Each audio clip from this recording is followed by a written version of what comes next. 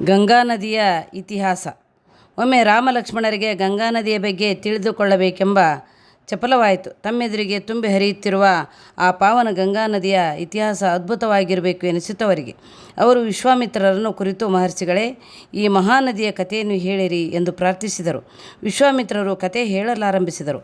ಪರ್ವತಗಳ ರಾಜ ಹಿಮವಂತ. ಮೇರು ಪರ್ವತರಾಜನ ಮಗಳಾದ ಮನೋರಮೆ ಅವನ ಹೆಂಡತಿ. ಹಿಮವಂತನಿಗೆ 2 ಹೆಣ್ಣು ಮಕ್ಕಳು. ಮೊದಲನೆಯವಳು ಗಂಗೆ, ಎರಡನೆಯವಳು ಪಾರ್ವತಿ. ಗಂಗೆಗೆ ಯಾವ ಮಾರ್ಗದಲ್ಲಾದರೂ ಸಂಚರಿಸುವ ಸಾಮರ್ಥ್ಯವಿತ್ತು. ಇದನ್ನು ತಿಳಿದು ದೇವತೆಗಳು ದೇವಕಾರ್ಯಕ್ಕಾಗಿ ಗಂಗೆಯನ್ನು ಸಮರ್ಪಿಸಬೇಕೆಂದು ಹಿಮವಂತನಲ್ಲಿ ಪ್ರಾರ್ಥಿಸಿದರು. ಹಿಮವಂತನು ಅದಕ್ಕೊಪ್ಪಿ ತನ್ನ ಮೊದಲ ಮಗಳನ್ನು ಲೋಕಹಿತ ಕಾರ್ಯಕ್ಕಾಗಿ ಒಪ್ಪಿಸಿದನು. ಗಂಗೆಯು ನದಿಯಾಗಿ 3 ಲೋಕದಲ್ಲೂ ಹರಿದಳು. ದೇವನದಿ ಎಂದು ಹೆಸರು ಪಡೆದಳು. ಪರ್ವತರಾಜನ 2ನೇ ಮಗಳಾದ ಪಾರ್ವತಿ ಈಶ್ವರನನ್ನು ಕುರಿತು ತಪಸ್ಸು ಮಾಡಿದಳು. ಶಿವನನ್ನು ಮೆಚ್ಚಿಸಿ ಅವನನ್ನು ಮದುವೆಯಾದಳು. ಅವರಿಬ್ಬರ ವಿವಾಹದಿಂದ ಕುಮಾರ ಸಂಭವ ಆಯಿತು. ರಾಮಲಕ್ಷ್ಮಣರಿಗೆ ವಿಶ್ವಾಮಿತ್ರರು ಹೇಳಿದ ಗಂಗಾ ನದಿ ಇತಿಹಾಸವನ್ನು ಕೇಳಿ ಬಹಳ ಆಶ್ಚರ್ಯವಾಯಿತು. ಅವರು, ಮಹರ್ಷಿಗಳೇ, ಗಂಗೆಯು ದೇವನದಿ ಆದರೆ ಅದು ಭೂಲೋಕಕ್ಕೆ ಬಂದದ್ದು ಹೇಗೆ?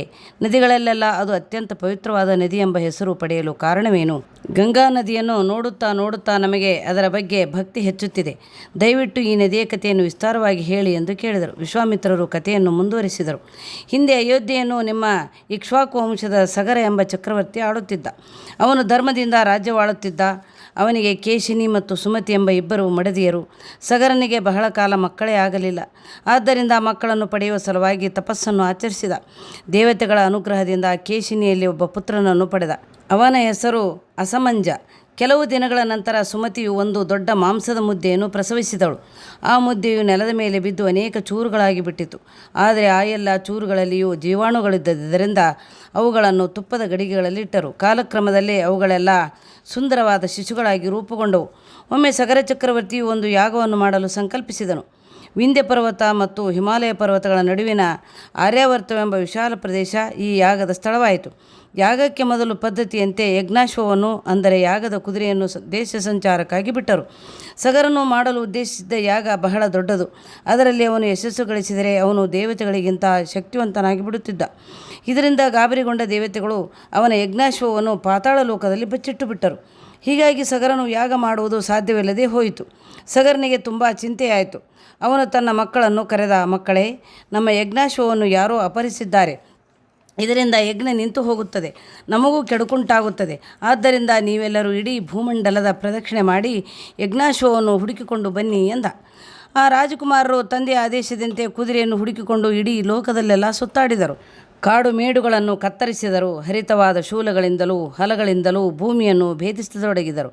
ಅನೇಕ ಯೋಜನೆಗಳಷ್ಟು ಆಳವಾಗಿ, ಸಹಸ್ರಾರು ಯೋಜನೆಗಳಷ್ಟು ಉದ್ದವಾಗಿ ಭೂಮಿಯನ್ನು ತೋಡಿದರು. ಇದರಿಂದ ಭೂಮಿಯೊಳಗಿನ ನೀರು ಉಕ್ಕಿ ಹರಿದು ಸಮುದ್ರವೇರ್ಪಟ್ಟಿತು. ಹೀಗೆ ಸಗರನ ಮಕ್ಕಳು ಸಮುದ್ರವನ್ನು ಅಗೆದದ್ದರಿಂದ ಅದಕ್ಕೆ ಸಾಗರ ಎಂಬ ಹೆಸರು ಬಂತು. ಎಷ್ಟು ಹುಡುಕಿದರೂ ಸಗರ ಪುತ್ರರಿಗೆ ಯಜ್ಞಾಶ್ವ ಸಿಗಲಿಲ್ಲ. ಕೊನೆಗೆ ಅವರು ಪಾತಾಳ ಲೋಕಕ್ಕೆ ಹೋಗಿ ಹುಡುಕಲು ನಿಶ್ಚಯಿಸಿದರು. ಭೂಮಿಯನ್ನು ಅಗೆಯುತ್ತಾ ಪಾತಾಳಕ್ಕೆ ಬಂದು ತಲುಪಿದರು. ಪಾತಾಳದಲ್ಲಿ ಒಂದು ಆಶ್ರಮವಿತ್ತು. ಅಲ್ಲಿ ಕಪಿಲ ಎಂಬ ಮುನಿ ತಪಸ್ಸು ಮಾಡುತ್ತಿದ್ದರು. ಕಳೆದು ಹೋಗಿದ್ದ ಯಜ್ಞಾಶ್ವ ಅಲ್ಲಿಯೇ ಹುಲ್ಲು ಮೇಯುತ್ತಿತ್ತು. ಕುದುರೆಯನ್ನು ನೋಡಿದ ಸಗರನ ಮಕ್ಕಳಿಗೆ ಸಂತೋಷವೋ ಸಂತೋಷ. ಕೊನೆಗೆ ಕುದುರೆ ಸಿಕ್ಕಿತ್ತಲ್ಲ ಎಂದು ಸಂಭ್ರಮಗೊಂಡರು. ಕುದುರೆಯನ್ನು ಅಲ್ಲಿದ್ದ ಕಪಿಲ ಋಷಿಯೇ ಕದ್ದಿರಬೇಕೆಂದು ಅವರು ಊಹಿಸಿದರು. ಎಲ್ಲ ಋಷಿಯೇ, ನಮ್ಮ ಯಜ್ಞಾಶ್ವವನ್ನು ಕದ್ದು ನಮಗೆ ತೊಂದರೆ ಕೊಟ್ಟಿದ್ದೀಯಾ? ನಿನಗೆ ಬುದ್ಧಿ ಕಲಿಸುತ್ತೇವೆ ಎಂದವರೇ ಅವನ ಮೇಲೆ ಆಕ್ರಮಣ ಮಾಡಲು ಹೋದರು. ಆಗ ಕಪಿಲ ಋಷಿ ಕಣ್ಣು ಬಿಟ್ಟು ಕೋಪದಿಂದ ಹುಂಕಾರ ಮಾಡಿದರು. ಕೂಡಲೇ ಸಗರನ ಮಕ್ಕಳೆಲ್ಲರೂ ಸುಟ್ಟು ಬೂದಿಯಾಗಿ ಹೋದರು. ರಾಜಕುಮಾರರು ಎಷ್ಟು ದಿನಗಳಾದರೂ ಹಿಂದಿರುಗಲಿಲ್ಲವೆಂದು ಸಗರ ರಾಜನಿಗೆ ಚಿಂತೆಯಾಯಿತು. ಅವನ ಹಿರಿಯ ಮಗ ಅಸಮಂಜನಿಗೆ ಅಂಶುಮಂತ ಎಂಬ ಪುತ್ರನಿದ್ದ. ಸಗರನು ಅವನನ್ನು ಕುರಿತು, ಅಂಶುಮಂತ, ಯಜ್ಞದ ಕುದುರೆಯನ್ನು ಹುಡುಕಿಕೊಂಡು ಹೊರಟ ನಿನ್ನ ಚಿಕ್ಕಪ್ಪಂದಿರು ಎಷ್ಟು ವರ್ಷಗಳಾದರೂ ಹಿಂದಿರಲಿಲ್ಲ. ನನಗೆ ಬಹಳ ಯೋಚನೆಯೂ ಹೆದರಿಕೆಯೂ ಆಗಿದೆ. ನೀನಾದರೂ ಹೋಗಿ ಅವರನ್ನು ಯಜ್ಞದ ಕುದುರೆಯನ್ನು ಹುಡುಕಿಕೊಂಡು ಬಾ ಎಂದು ಹೇಳಿ ಕಳಿಸಿದ. ಅಂಶುಮಂತನು ತಾತನ ಆಣತಿಯಂತೆ ಯಜ್ಞಾಶ್ವವನ್ನು ತನ್ನ ಹಿರಿಯರನ್ನು ಹುಡುಕಿಕೊಂಡು ಹೊರಟ. ಇಡೀ ಲೋಕದಲ್ಲೆಲ್ಲ ಸಂಚರಿಸಿದ. ಕೊನೆಗೆ ಪಾತಾಳ ಲೋಕಕ್ಕೆ ಬಂದ. ಯಜ್ಞಾಶ್ವ ಅಲ್ಲಿಯೇ ಇತ್ತು. ಆದರೆ ತನ್ನ ಹಿರಿಯರು ಮಾತ್ರ ಕಾಣಲಿಲ್ಲ. ಬದಲು ಅಲ್ಲಿ ಒಂದು ದೊಡ್ಡ ಬೂದಿಯ ರಾಶಿ ಇತ್ತು. ಅದನ್ನು ನೋಡಿ ಅವನಿಗೆ ಆಶ್ಚರ್ಯವಾಯಿತು. ಆಗ ಅಲ್ಲಿಗೆ ಬಂದ ಗರುಡನು ನಡೆದ ಸಂಗತಿಯನ್ನು ತಿಳಿಸಿದನು. ಅಂಶುಮಂತನು ತನ್ನ ಪಿತೃಗಳಿಗೆ ಒದಗಿದ ದುರವಸ್ಥೆಯನ್ನು ತಿಳಿದು ಬಹಳವಾಗಿ ದುಃಖಿಸಿದನು. ಗರುಡನು ಅವನನ್ನು ಸಮಾಧಾನಪಡಿಸಿ, ಅಂಶುಮಂತ, ದೇವಲೋಕದ ಗಂಗೆಯನ್ನು ನಿನ್ನ ಪಿತೃಗಳ ಬೂದಿಯ ಮೇಲೆ ಹರಿಸಿ ಅವರಿಗೆ ಸದ್ಗತಿಯನ್ನು ದೊರಕಿಸಿಕೊಡು ಎಂದನು. ಅಂಶುಮಂತನು ಯಜ್ಞಾಶ್ವವನ್ನು ಕರೆದುಕೊಂಡು ರಾಜಧಾನಿಗೆ ಹಿಂತಿರುಗಿದ. ತಾತ ಸಗರನಿಗೆ ನಡೆದ ಸಂಗತಿಯನ್ನು ತಿಳಿಸಿದ. ತನ್ನ ಮಕ್ಕಳಿಗೆ ಒದಗಿದ್ದ ದುರ್ಗತಿಯ ಬಗ್ಗೆ ತಿಳಿದು ಸಗರನಿಗೆ ಬಹಳ ಸಂಕಟವಾಯಿತು. ಆದರೂ ಸಮಾಧಾನ ತಂದುಕೊಂಡ. ನಿಶ್ಚಯಿಸಿದ್ದ ಯಾಗವನ್ನು ಪೂರೈಸಿದ. ಸಗರನು ಯಾಗವನ್ನು ಪೂರೈಸಿದರೂ ತನ್ನ ಮಕ್ಕಳು ಶಾಪದಿಂದ ದುರ್ಮರಣ ಪಡೆದುದರ ಬಗ್ಗೆ ಬಹಳ ದುಃಖಿತನಾಗಿದ್ದ. ಅವನು ಗರುಡನ ಸಲಹೆಯಂತೆ ಹೇಗಾದರೂ ಮಾಡಿ ಗಂಗೆಯನ್ನು ಪಾತಾಳ ಲೋಕಕ್ಕೆ ಕರೆಸಬೇಕೆಂದು ಪ್ರಯತ್ನಿಸಿದ. ಆದರೆ ಅವನಿಗೆ ಈಗಾಗಲೇ ಮುಪ್ಪು ಬಂದು ಬಿಟ್ಟಿತ್ತು. ಕೆಲವು ದಿನಗಳಲ್ಲೇ ಅವನು ಸ್ವರ್ಗಸ್ಥನಾದ. ಸಗರನ ನಂತರ ಅಂಶುಮಂತನು ಪಟ್ಟಕ್ಕೆ ಬಂದ. ಅವನೂ ಧರ್ಮದಿಂದ ರಾಜ್ಯ ಆಳಿದ. ಆದರೆ ಗಂಗೆಯನ್ನು ಪಾತಾಳ ಲೋಕಕ್ಕೆ ಕರೆದುಕೊಂಡು ಹೋಗಿ ತನ್ನ ಹಿರಿಯರಿಗೆ ಸದ್ಗತಿ ದೊರಕಿಸಬೇಕೆಂಬ ಅವನ ಆಸೆ ಕೈಗೂಡಲೇ ಇಲ್ಲ. ಅಂಶುಮಂತನ ಮಗ ದಿಲೀಪ, ಅವನೂ ಧರ್ಮಿಷ್ಠ. ಆದರೆ ಅವನಿಗೂ ಗಂಗೆಯನ್ನು ಕರೆತರಲು ಸಾಧ್ಯವಾಗಲಿಲ್ಲ. ದಿಲೀಪನ ಮಗನೇ ಭಗೀರಥ. ಭಗೀರಥನು ಹೇಗಾದರೂ ಸರಿ ಗಂಗೆಯನ್ನು ಪಾತಾಳ ಲೋಕಕ್ಕೆ ಕರೆದುಕೊಂಡು ಹೋಗಲೇಬೇಕೆಂಬ ಸಂಕಲ್ಪ ಮಾಡಿದನು. ತನ್ನ ಮುತ್ತಾತಂದರಿಗೆ ಸದ್ಗತಿ ದೊರಕಿಸುವ ತನಕ ಬೇರೆ ಯಾವ ವಿಚಾರಕ್ಕೂ ಗಮನ ಕೊಡದಿರಲು ಅವನು ನಿಶ್ಚಯಿಸಿದ. ತನ್ನ ರಾಜ್ಯವನ್ನು ಮಂತ್ರಿಗಳ ಮೇಲ್ವಿಚಾರಣೆಗೆ ಒಳಪಡಿಸಿ ಗೋಕರ್ಣ ಕ್ಷೇತ್ರಕ್ಕೆ ಹೋದ. ಅಲ್ಲಿ ಕಠೋರವಾದ ತಪಸ್ಸಿಗೆ ತೊಡಗಿದ.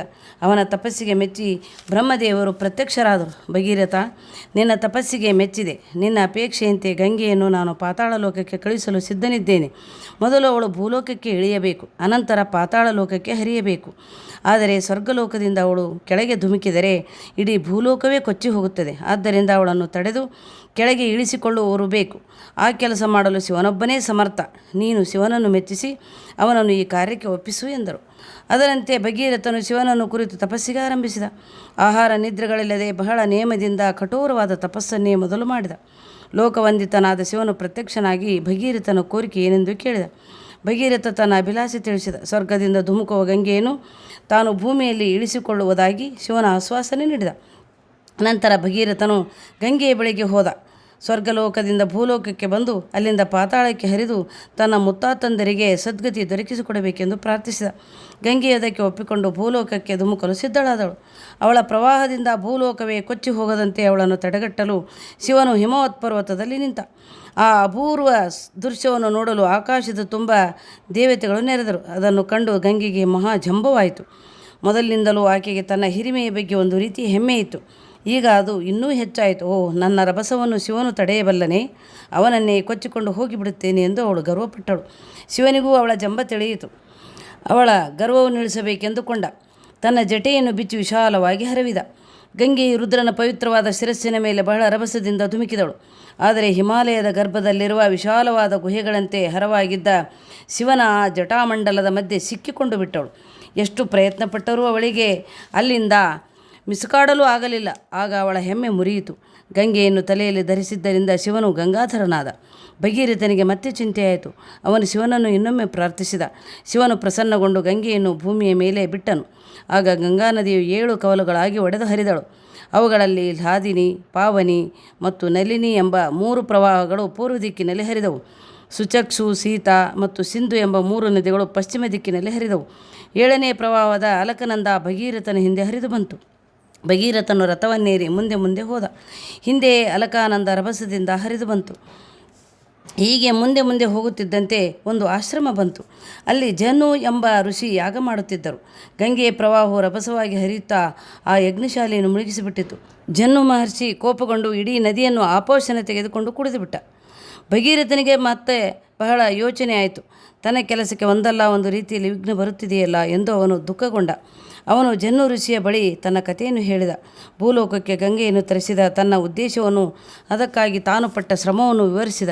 ನೀವು ಗಂಗೆಯನ್ನು ಬಿಡದಿದ್ದರೆ ನನ್ನ ಮುತ್ತಜ್ಜಂದಿರಿಗೆ ಸದ್ಗತಿಯೇ ದೊರಕುವುದಿಲ್ಲ ಎಂಬ ವಿಷಯವನ್ನು ತಿಳಿಸಿ ಗಂಗೆಯನ್ನು ಬಿಟ್ಟುಕೊಡುವಂತೆ ಪ್ರಾರ್ಥಿಸಿದ. ಭಗೀರಥನ ಪ್ರಾರ್ಥನೆಯಂತೆ ಜನ್ನು ಋಷಿ ಗಂಗೆಯನ್ನು ತನ್ನ ಕಿವಿಗಳ ಮೂಲಕ ಹೊರಗೆ ಬಿಟ್ಟ. ಜನ್ನುವಿನ ಹೊಟ್ಟೆಯೊಳಗೆ ಹೋಗಿ ಬಂದದ್ದರಿಂದ ಗಂಗೆ ಅವನ ಮಗಳಾದಂತಾಯಿತು. ಆದ್ದರಿಂದ ಅವಳಿಗೆ ಜಾಹ್ನವಿ ಎಂಬ ಹೆಸರು ಬಂತು. ಅನಂತರ ಗಂಗೆ ಭಗೀರಥನ ಹಿಂದೆ ಹೋದಳು. ಭೂಲೋಕದಿಂದ ಪಾತಾಳ ಲೋಕವನ್ನು ತಲುಪಿದಳು. ಸಗರನ ಮಕ್ಕಳ ಬೂದಿಯ ಮೇಲೆ ಹರಿದಳು. ಇದರಿಂದಾಗಿ ಅವರೆಲ್ಲರೂ ಶಾಪವಿಮುಕ್ತರಾಗಿ ಸದ್ಗತಿಯನ್ನು ಪಡೆದರು. ಹೀಗೆ ಭಗೀರಥನ ಪ್ರಯತ್ನದಿಂದ ಗಂಗೆಯು ಸ್ವರ್ಗಲೋಕದಿಂದ ಇಳಿದು ಭೂಲೋಕ ಮತ್ತು ಪಾತಾಳ ಲೋಕಗಳಲ್ಲಿ ಹರಿದ ನಂತರ ಬ್ರಹ್ಮದೇವರು ಭಗೀರಥನ ಮುಂದೆ ಪ್ರತ್ಯಕ್ಷರಾದರು. ಹಠ ಬಿಡದೆ ಹಿಡಿದ ಕೆಲಸವನ್ನು ಸಾಧಿಸಿದ ಅವನನ್ನು ಅಭಿನಂದಿಸಿದರು. ಭಗೀರಥ, ನಿನ್ನ ಪರಿಶ್ರಮದಿಂದಾಗಿ ಗಂಗೆಯು ಸ್ವರ್ಗಲೋಕ, ಭೂಲೋಕ ಮತ್ತು ಪಾತಾಳ ಲೋಕಗಳಲ್ಲಿ ಸಂಚರಿಸುವಂತೆ ಆಯಿತು. ಹೀಗೆ ಅವಳು 3 ಪಥಗಳಲ್ಲಿ ಹರಿಯುವುದರಿಂದ ಅವಳು ತ್ರಿಪಥಗಾಮಿನಿ ಎಂದು ಪ್ರಸಿದ್ಧಳಾಗಿದ್ದಾಳೆ. ನಿನ್ನ ಕಾರಣದಿಂದಾಗಿ ಗಂಗೆಯು ಭೂಲೋಕಕ್ಕೆ ಬಂದದ್ದರಿಂದ ಅವಳು ನಿನ್ನ ಮಗಳೇ ಆದಂತಾಯಿತು. ಆದ್ದರಿಂದ ಪ್ರಪಂಚವು ಅವಳನ್ನು ಭಾಗೀರಥಿ ಎಂದು ಕರೆಯಲಿ. ಈ ಗಂಗಾ ನದಿ ಬಹು ಪವಿತ್ರವಾದುದು. ಇದು ಪುಣ್ಯ ನದಿ. ಭಕ್ತಿಯಿಂದ ಈ ನದಿಯಲ್ಲಿ ಸ್ನಾನ ಮಾಡಿದವರಿಗೆ ರೋಗ ರುಜಿನಗಳ ಭಯ ಇರುವುದಿಲ್ಲ, ಪುಣ್ಯ ಲಭಿಸುತ್ತದೆ. ಗಂಗಾವತರಣವನ್ನು ಮಾಡಿಸಿದ ನಿನಗೆ ಮಂಗಳವಾಗಲಿ ಎಂದು ಹಾರೈಸಿದರು.